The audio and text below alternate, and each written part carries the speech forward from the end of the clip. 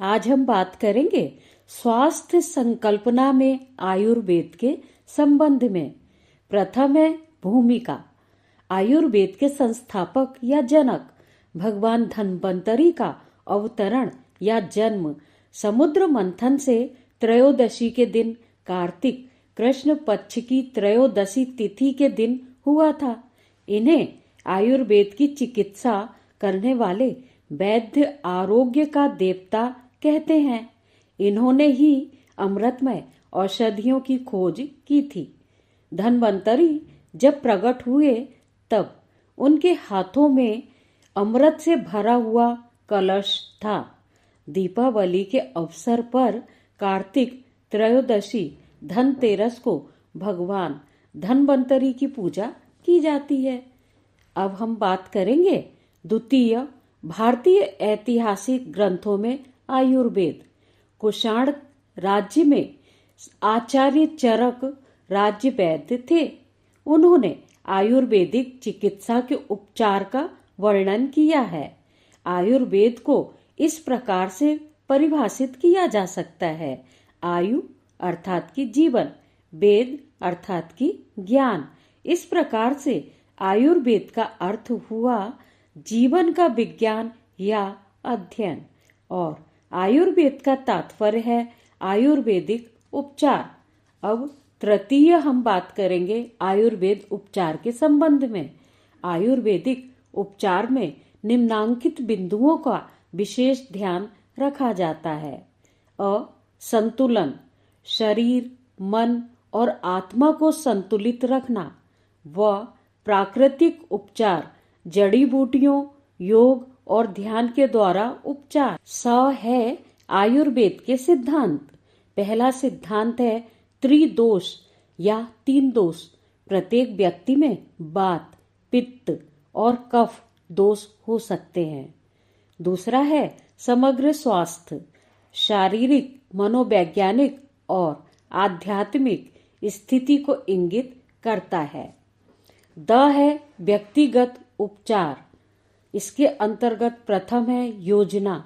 ऐसी योजना निर्मित करना जिससे व्यक्ति के दोषों को संतुलित रखा जाए। द्वितीय है आयुर्वेद की उत्पत्ति। भारत में 3000 से 5000 साल पूर्व की मानी जाती है।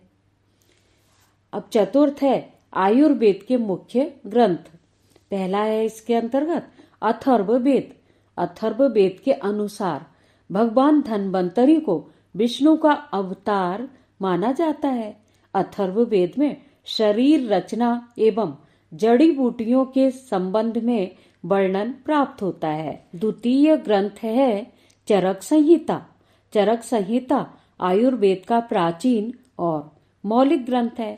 इसमें रोगों के कारण, लक्षण और उपचार के सिद्धांतों, आहार, स्वच्छता, चिकित्सा, शिक्षा, प्रकाश आदि का वर्णन मिलता है। तृतीय ग्रंथ है सुश्रुत संहिता।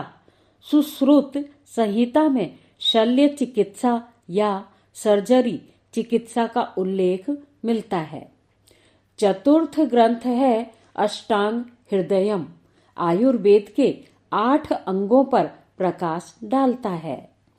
पांचवा है कश्यप संहिता। यह प्राचीन उपलब्ध ग्रंथों में से है जो बाल एवं स्त्री रोग से संबंधित है। छठवा है भाव प्रकाश निधट्टु।